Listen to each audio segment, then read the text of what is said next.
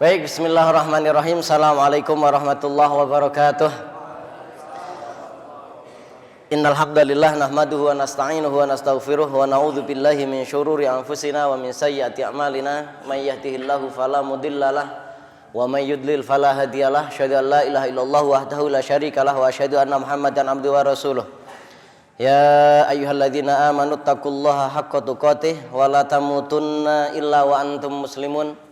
Ya ayuhan nasu taqu rabbakumul ladzi khalaqakum min nafsin wahidah wa khalaqa minha zawjaha wa batha minhuma rijalan katsiran wa nisaa wattaqullaha alladzi tasaaluna bihi wal arham innallaha kana 'alaikum raqiba. Ya ayyuhalladzina amanu taqullaha wa qulu qawlan sadida yuslih lakum a'malakum wa yaghfir lakum dzunubakum wa may yuti'illaha wa rasulahu faqad faza fawzan 'azima amma ba'd.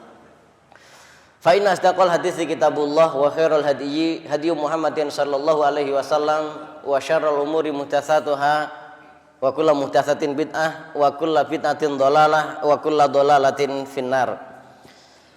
Ikhwaniddin rahimallahu wa iyyakum. Alhamdulillah pada kesempatan kali ini Allah azza wajalla mempertemukan kita dan insyaallah pada kesempatan kali ini kita akan membahas tentang satu bab yaitu hujjiyatus sunnah an-nabawiyah.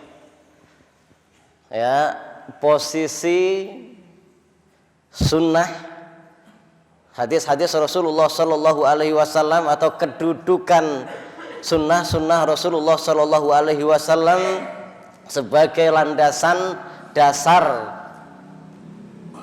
syariat Islam atau kehujjahan sunnah an-nabawiyah di dalam penetapan hukum-hukum syariat di dalam Islam.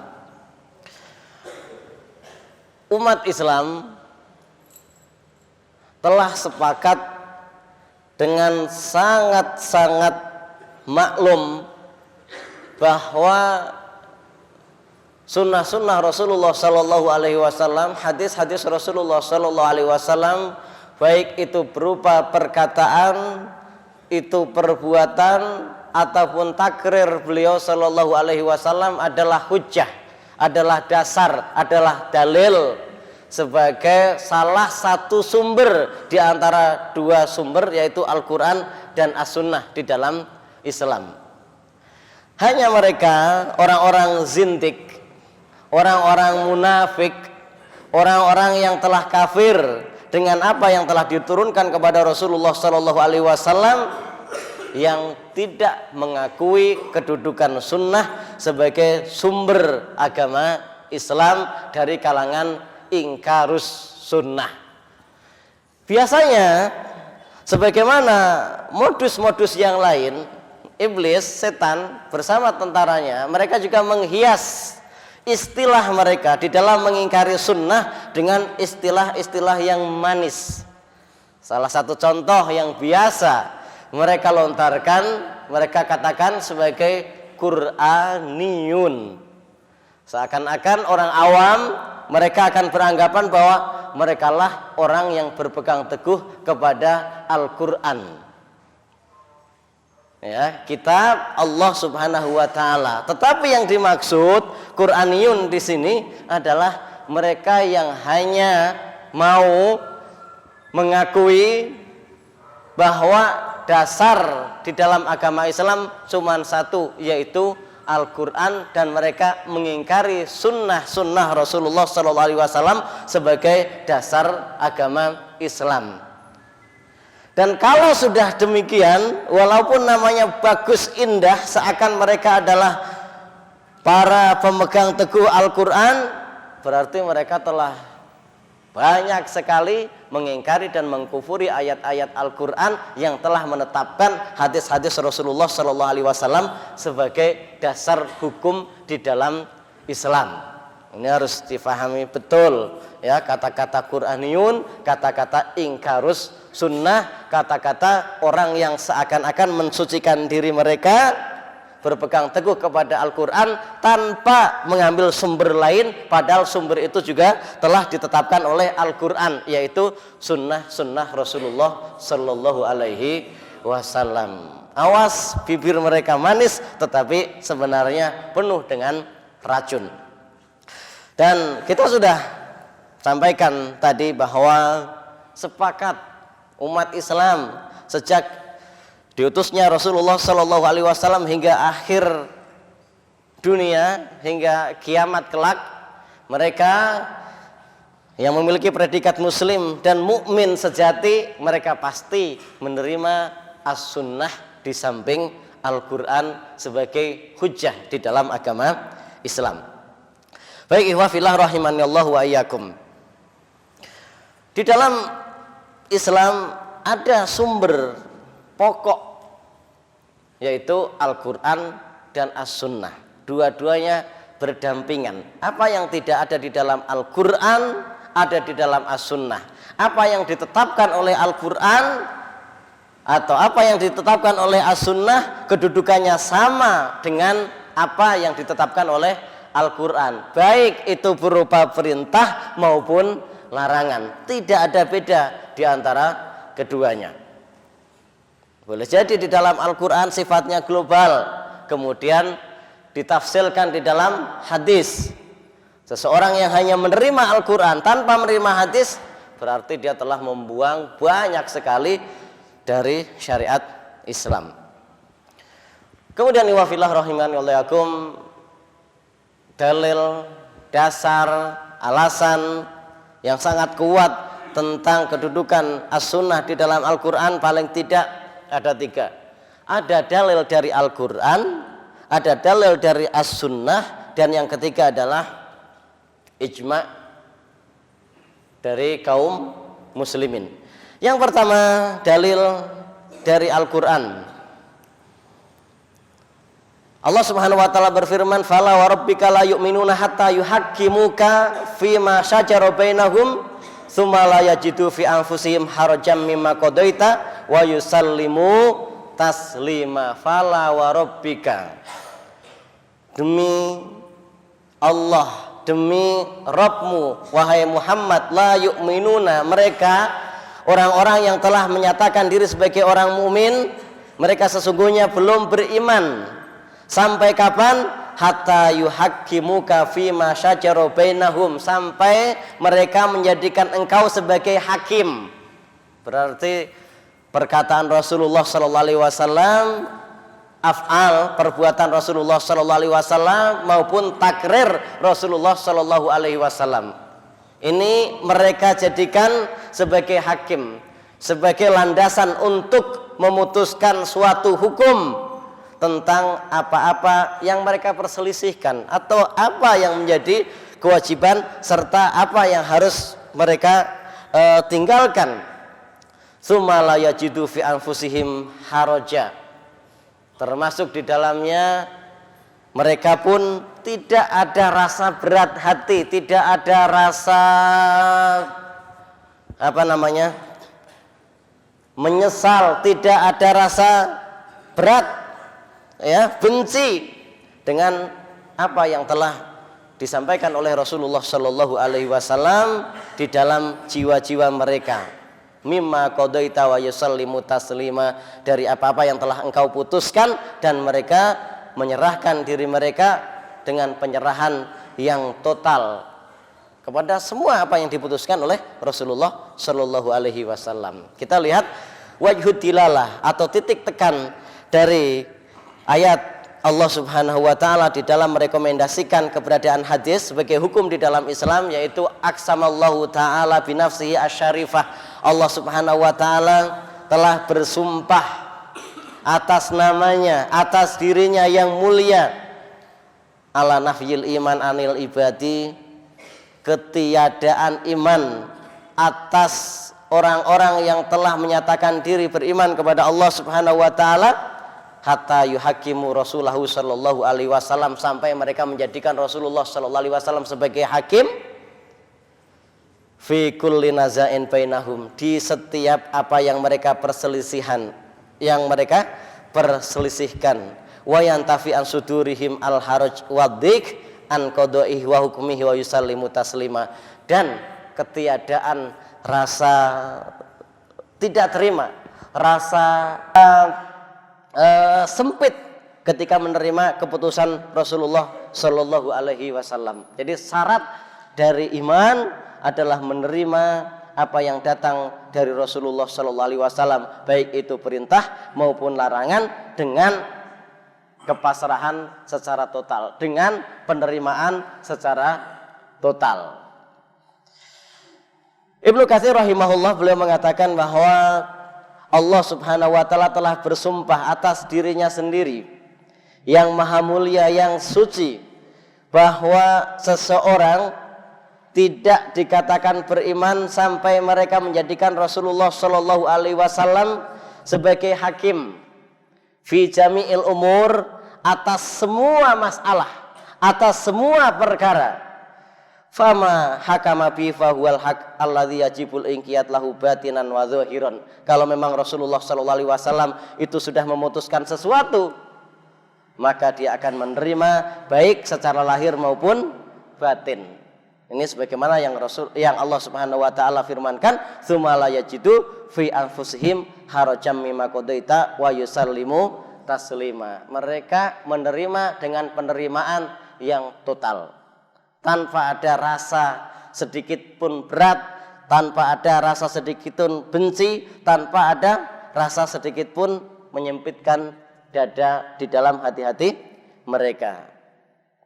Maksudnya apa? Kata Imam Ibnu Katsir, idza hakamuka yuti'unaka fi bawatinihim fala yajiduna fi anfusihim harajan mimma hakamta bi wa yunqaduna lahu fi dhahiri wal batin fasusallimuna lidzalika tasliman kullian min ghairi mumani'atin wala mudafi'atin wala munasi'atin. Dia tidak menentang apa yang Rasulullah Shallallahu Alaihi Wasallam sudah putuskan.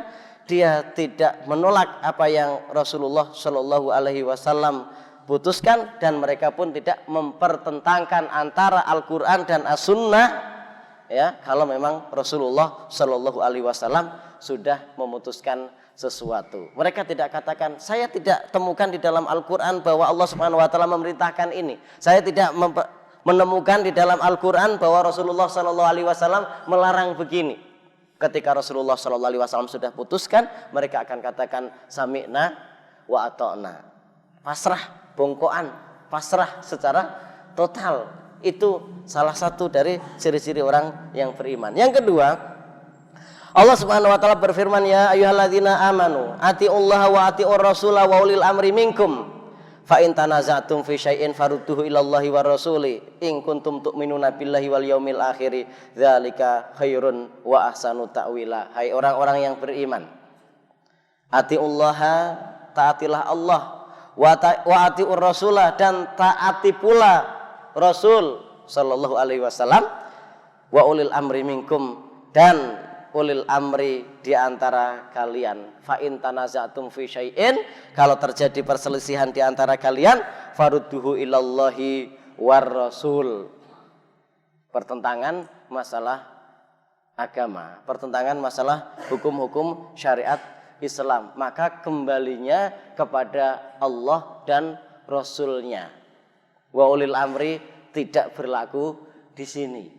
Karena berbeda ketaatan kepada Allah, ketaatan kepada Rasulullah dengan ketaatan kepada ulil amri. Ketaatan kepada ulil amri harus manutun, harus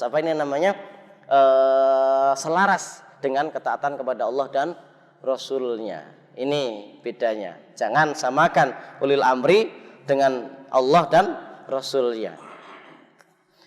Baik, Asy-Syatibi rahimahullah, wajhu tilalah atau titik tekan dari ayat ini berhubungan dengan pembahasan kita adalah anallaha ta'ala amara bi ta'atihi wa ta'ati rasulihi sallallahu alaihi wasallam. Allah Subhanahu wa taala memerintahkan kepada kita untuk taat kepadanya dan taat kepada Rasulnya.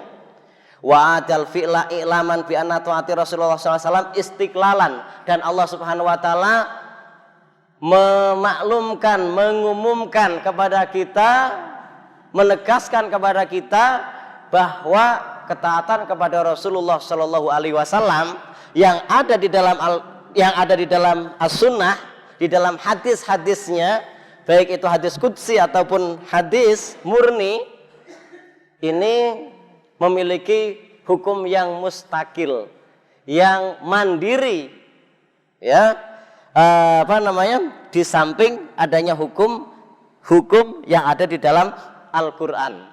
Maksudnya apa?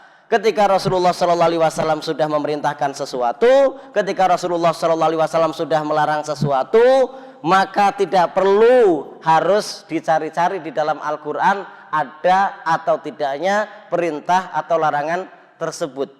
Allah sudah memberikan rekomendasi apa yang dibawa oleh Rasul, itu adalah merupakan hukum tersendiri. Ya, hukum tersendiri. Maksudnya apa? Hukum itu memang berlaku sama dengan hukum yang ada di dalam Al-Quran. Allah Subhanahu wa ta'ala sudah menegaskan sedemikian. Ya ayyuhalladzina amanu atiullaha wa atiur rasul. Kedudukan hujjah di dalam hadis dan Al-Quran itu sama. Itu maksudnya. Kemudian Imam Asy-Syatibi rahimahullah mengatakan wasairu makurina fihi ta'atur Rasul sallallahu alaihi wasallam bi ta'atillah. Imam Syatibi mengatakan bahwa di dalam ayat ini Allah Subhanahu wa taala memberikan satu kedudukan yang sama, menyamakan antara ketaatan kepada Allah dan ketaatan kepada Rasulullah sallallahu alaihi wasallam. Fahuwa dalun ala anna ta'atallah ma amara bihi wa nahanu fi kitabihi wa ta'atar rasul ma amara bihi wa nahanu mimma ja'a bihi mimma laisa fil Quran. Apa yang tidak ada di dalam Al-Quran ketika Rasulullah sudah perintahkan dan larang, itu merupakan hukum. Illau kana fil Quran lakana min ta'atillah. Ya, di dalam Al-Quran merupakan ketaatan kepada Allah Subhanahu wa taala, dan Allah Subhanahu wa taala waraddu ilallahi waraddu ilal kitab, kembali kepada Allah berarti kembali kepada Alkitab, waradu ila Rasul huwa arad ila sunnati ba'da mautih, dan kembali kepada sunnah itu berarti kembali kepada sunnah Rasulullah sallallahu alaihi wasallam meskipun Rasulullah sallallahu alaihi wasallam sudah tiada. Makanya bagian ulama mengatakan kalau ada yang bertanya bagaimana kita harus mentaati Rasulullah sallallahu alaihi wasallam sementara beliau sudah tidak ada, maka mereka menjawab yang dimaksud taat kepada Rasulullah Shallallahu Alaihi Wasallam padahal Rasulullah Shallallahu Alaihi Wasallam sudah tiada, maksudnya adalah mentaati apa yang sudah pernah disabdakan oleh Rasulullah, apa yang sudah pernah diperbuat Rasulullah, dan apa yang telah ditakrirkan, ditetapkan oleh Rasulullah Shallallahu Alaihi Wasallam. Dari sinilah juga itu berarti Allah Subhanahu wa taala dan Rasulnya memerintahkan kita bihifdzis sunnah, bihifdzil ahadits, ya, dengan menghafalkan sunnah-sunnah Rasulullah sallallahu alaihi wasallam, menghafalkan hadis-hadis Rasulullah sallallahu alaihi wasallam. Karena memerintahkan mengambil hukum dari sesuatu itu pun berarti perintah untuk menghafal dan menjaga sesuatu tersebut. Jadi ini dalil, targhib, motivasi untuk kita untuk senantiasa selain memperhatikan, membaca dan menghafalkan Al-Quran, juga membaca dan menghafalkan hadis-hadis Rasulullah Shallallahu Alaihi Wasallam. Dua-duanya merupakan sumber di dalam Islam. Ayat yang ketiga, Allah Subhanahu wa taala berfirman, "Qul in kuntum tuhibbunallaha fattabi'uni yuhibbukumullahu wa yaghfir lakum dzunubakum wallahu ghafurur rahim." Katakanlah, Rasulullah sallallahu alaihi wasallam diperintahkan oleh Allah Subhanahu wa taala untuk mengatakan ini kepada semua mereka yang telah menyatakan diri sebagai seorang muslim dan seorang mukmin. In kuntum tuhibbunallah, apabila kalian cinta kepada Allah, fattabi'uni, maka ikutilah aku. Ini Rasulullah, ya. Yuhibbukumullah, maka Allah Subhanahu wa taala akan mencintai kalian, wa yaghfir lakum, dan akan mengampuni kalian, wa yaghfir lakum dzunubakum, ya, dan akan mengampuni kalian, wallahu ghafurur rahim, dan Allah Subhanahu wa taala adalah zat yang Maha Pengampun dan Maha Penyayang. Wajhud dilalah, titik tekan bahwa anak ittiba ar-Rasul sallallahu alaihi wasallam, sesungguhnya ittiba terhadap Rasulullah sallallahu alaihi wasallam min lawazimi wa nataiji wa samarati mahabbatil abdi li rabbi subhanahu wa ta'ala. Mencintai Rasulullah sallallahu alaihi wasallam merupakan buah, ya, intisari dari kecintaan kepada Allah subhanahu wa ta'ala. Wa annallaha ta'ala yuhibbu ibadahu ba'da ittibaihim li Rasul sallallahu alaihi wasallam, dan kecintaan Allah subhanahu wa ta'ala itu akan timbul setelah seseorang mencintai Rasulullah sallallahu alaihi wasallam. Jadi ada hubungan yang teramat sangat erat antara pengakuan seseorang cinta kepada Allah subhanahu wa ta'ala dengan ittiba kepada Rasulullah sallallahu alaihi wasallam. Kecintaan Allah subhanahu wa ta'ala kepada mereka yang telah mengklaim sebagai pecinta Allah subhanahu wa ta'ala itu akan muncul setelah orang yang mengklaim cinta kepada Allah subhanahu wa ta'ala mengikuti Rasulullah sallallahu alaihi wasallam. Jadi bohong ketika ada orang yang mengatakan saya cinta Allah subhanahu wa ta'ala, kemudian dia mencampakkan hadis-hadis Rasulullah sallallahu alaihi wasallam. Ini ayat yang berbicara. Karena kenapa kita katakan seperti ini? Orang-orang yang mengingkari as-sunnah itu alasannya kami hanya berpegang teguh kepada Al-Quran.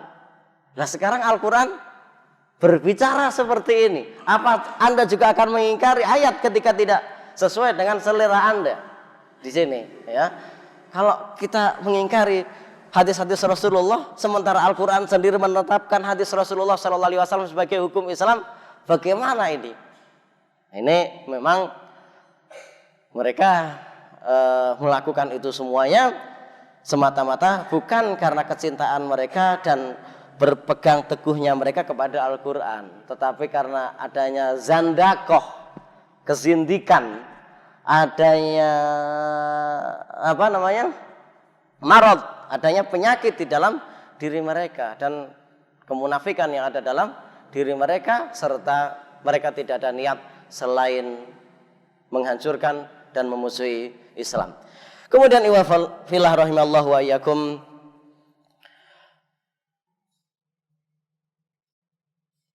di dalam ayat yang lain pula Allah Subhanahu wa taala berfirman, fal yahdharil ladzina, maka berhati-hatilah, yukhalifuna an amrihi, mereka yang menyelisihi perintah Rasulullah sallallahu alaihi wasallam, antusibahum fitnah.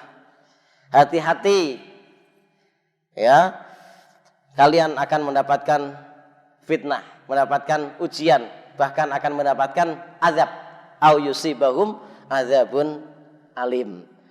Dari sini kita bisa dapati maksud dari ayat ini tahdzir man khalafa syariati Rasul sallallahu alaihi wasallam. Tahdzir, peringatan untuk mereka yang menyelisihi syariat Rasulullah sallallahu alaihi wasallam, mereka akan mendapatkan musibah di dunia dan mereka pun akan mendapatkan azab yang pedih di akhirat. Kata Ibnu Katsir, beliau mengatakan bahwa hati-hati. Beliau katakan an amri Rasulullah sallallahu alaihi wasallam wa huwa sabiluhu wa minhajuhu wa tariqatuhu wa sunnatuhu wa syariatuhu. Yang dimaksud dengan menyelisihi perkara Rasulullah sallallahu alaihi wasallam adalah menyelisihi sabil, jalan Rasulullah,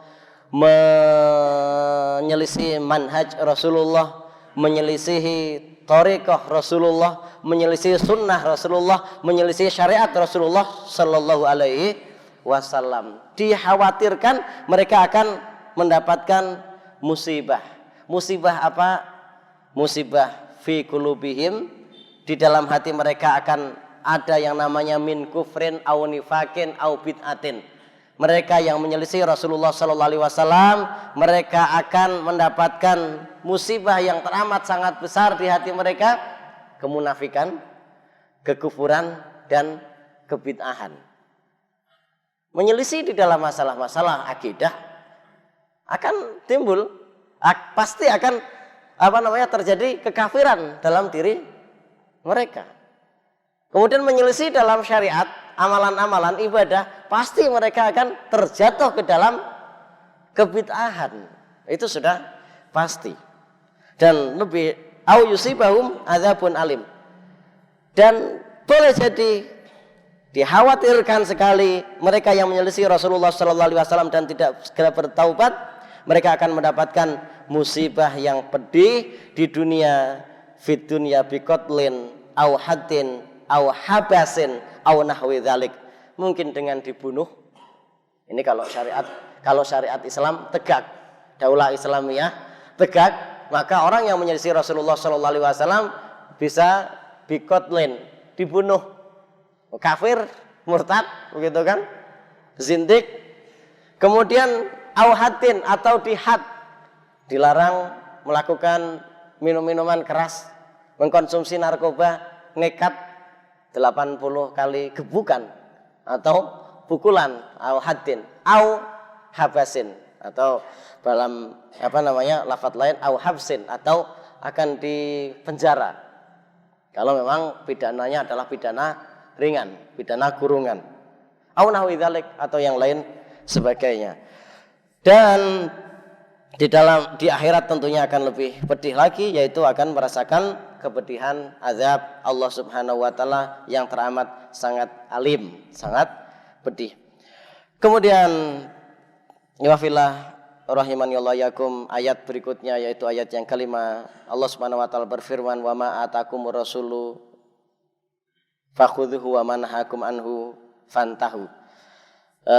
Dari ayat ini bisa kita dapatkan wujubul akhdhi bikulli ma amara bihi Rasul sallallahu alaihi wasallam, kewajiban untuk kita untuk mengambil setiap apa yang diperintahkan oleh Rasulullah sallallahu alaihi wasallam, wal intiha, berhenti, stop, ya, an kulli manaha anhu Rasulullah sallallahu alaihi wasallam, dari apa yang telah dilarang oleh Rasulullah sallallahu alaihi wasallam.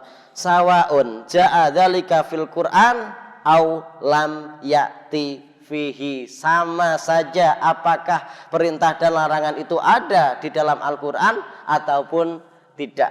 Sekali lagi tadi kita sudah katakan bahwa as-sunnah memiliki kedudukan sama di dalam sumber syariat Islam, tidak bisa dipilah-pilih, tidak bisa dipisahkan antara Al-Qur'an dan as-sunnah. Maka wa ma atakumur rasulu fakhudhuhu wa ma nahakum anhu fantahu. Apa yang diperintahkan ambil, itu pasti sesuai dengan syariat. Kita tahu wa ma yantiqu anil hawa in huwa illa wahyu yuha, apa yang dikatakan Rasulullah itu semuanya adalah wahyu, bukan atas dasar nafsu Rasulullah sallallahu alaihi wasallam. Itu hujjah atau dalil-dalil tentang hujjatus sunnah fi syariah al-Islam. Kemudian yang kedua yaitu dalil-dalil dari sunnah itu sendiri, dari hadis-hadis Rasulullah sallallahu alaihi wasallam. Yang pertama,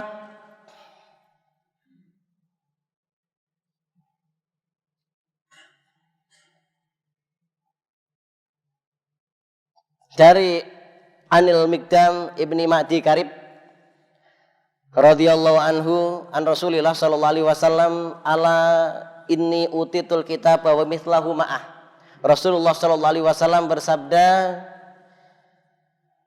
ingatlah, ketahuilah oleh kalian, sesungguhnya aku diberikan oleh Allah Subhanahu wa taala Alkitab dan juga yang semisalnya, ma'ahu, yang menyertai Alkitab itu, yaitu apa? As-sunnah. Jadi Allah Subhanahu wa taala menurunkan wahyu, menurunkan risalahnya, menurunkan syariatnya ada di dua hal, yaitu di dalam Al-Qur'an dan di dalam As-sunnah. Dan Rasulullah SAW tegaskan kepada kita, ketahuilah oleh kalian, sesungguhnya Allah Subhanahu wa taala menurunkan untukku Alkitab dan menurunkan As-sunnah, yang diturunkan bersamaan dengan Alkitab, bersama dalam artian sama-sama menjadi hujjah syar'iyah. Kata Rasulullah SAW, menekankan kepada kita ala yushiku rajulun sya'banu ala arikatihi. Ketahuilah akan datang pada saatnya di mana akan ada orang yang kekenyangan sehingga dia bersandar di atas dipannya yakulu, dan dia mengatakan alaikum bihadzal Quran, alaikum bihadzal Quran, peganglah Al-Quran. Maksudnya alaikum bihadzal Quran, dia mengatakan fama wajadtum fihi min halal fa'ahilluhu wa ma wajadtum fihi min haram fahrimuhu. Ketika Al-Quran mengatakan ini halalkan, ketika Al-Quran mengatakan ini haram, maka haramkan.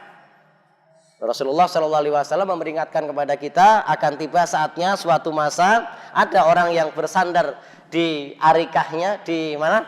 Dipannya, dan dia akan mengatakan cukupkan diri kalian dengan Al-Quran.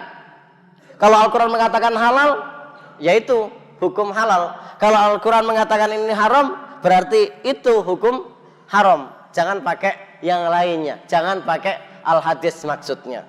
Dan sekarang sudah tiba saat itu. Bukan hanya perorangan, tetapi ini sudah bentuk-bentuk organisasi, bentuk-bentuk lembaga, sudah bentuk-bentuk apa ini namanya, komunitas.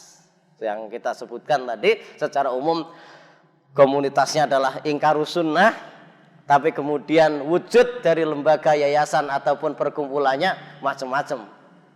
Ada ini, ada itu, ya.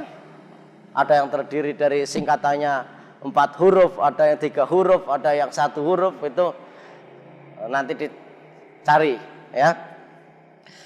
Yang jelas mereka yang sok-sokan berpegang teguh kepada Al-Quran tetapi tidak menerima apa namanya, as-sunnah, pasti sesatnya, nggak usah ragu.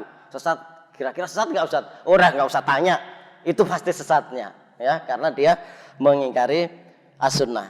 Baik, kemudian yang kedua adalah hadis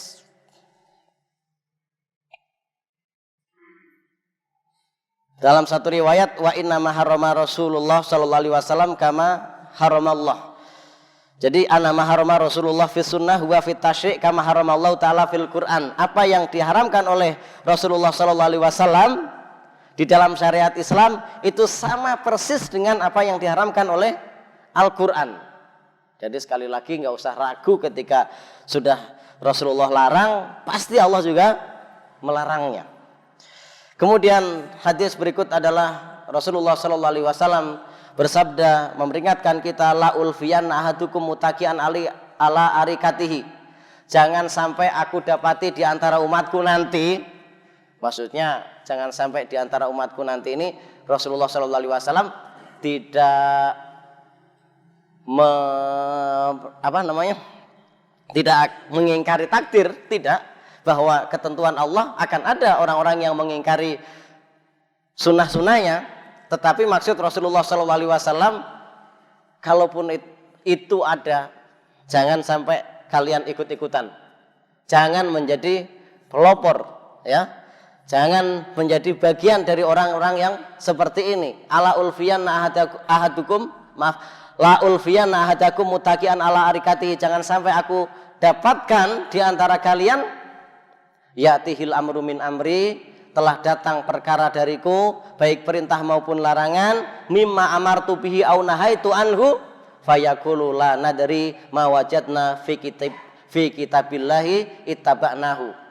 Aku tidak tahu apa-apa, yang jelas bagiku apa yang halal dan haram di dalam Al-Quran, itulah yang jadikan aku landasan. Jangan sampai kita mengatakan seperti itu. Katakanlah apa yang datang dari Rasulullah SAW, maka kita akan ambil. Wa yusallimu taslima, dengan penuh, dengan keridhaan. Rasulullah SAW juga bersabda, sami'tu Rasulullah SAW yaqul halaku ummati fil kitab wal laban. Umatku ini akan hancur, akan rusak, akan mengalami kebobrokan fil kitab, karena Alkitab, karena Al-Quran, wal laban, dan susu. Qalu ya Rasulullah. Kemudian sahabat heran, kok Rasulullah mengatakan seperti itu gitu. Kok bisa umat ini akan hancur oleh Alkitab dan Al-Laban, oleh Al-Quran dengan susu. Mal kitab wal laban, apa maksud dari kehancuran itu yang disebabkan oleh Alkitab dan Al-Laban? Maka Rasulullah menjawab, qala yata'allamunal qur'ana fayata'awwalunahu ala ghairi ma anzalahullahu. Yaitu seseorang yang belajar Al-Quran kemudian dia takwil, dia pahami bukan dengan apa yang telah diturunkan oleh Allah Subhanahu wa ta'ala. Ya maksudnya ayat-ayat itu dipahami sendiri, seenak udelnya sendiri, begitu ya. Dan sekarang sudah banyak sekali tafsir-tafsir aneh, dan ada saja orang yang kemudian mengikuti tafsiran tersebut dari kalangan-kalangan liberal. Ya. Adapun Al-Laban wa yuhibbun Al-Laban, mereka keranjingan ya untuk kepada susu, entah dengan memproduksinya ataupun dengan menikmatinya. Fayadaunal jamaat, sampai-sampai mereka meninggalkan sholat, meninggalkan jamaah. Wal juma'a wa yabduna, mereka sibuk untuk mengumpulkan Al-Laban tersebut. Dan hadis ini juga mirip-mirip dengan hadis yang satunya, yaitu Rasulullah Shallallahu Alaihi Wasallam bersabda, ini akhafu ala ummati itnataini, aku takut, aku khawatir atas umatku dua perkara, Al-Quran wal laban, Al-Quran dan susu. Amal laban, adapun karena susu, fayabtaguna rif, mereka memerah susu, wa yatabiuna syahawat, mereka menuruti hawa nafsu mereka, ya pengennya enjoy dengan hal-hal yang seperti itu.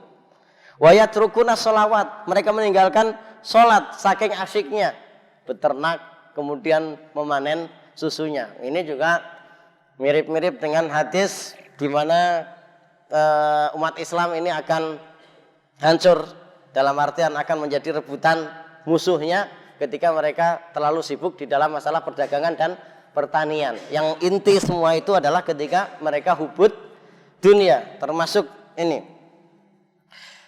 Wa amal Quran, adapun Al-Quran, fayata'allamuhu al-munafikun fayujadiluna bihil mu'minin. Al-Quran ini bisa menjadi bumerang bagi umat Islam. Kenapa?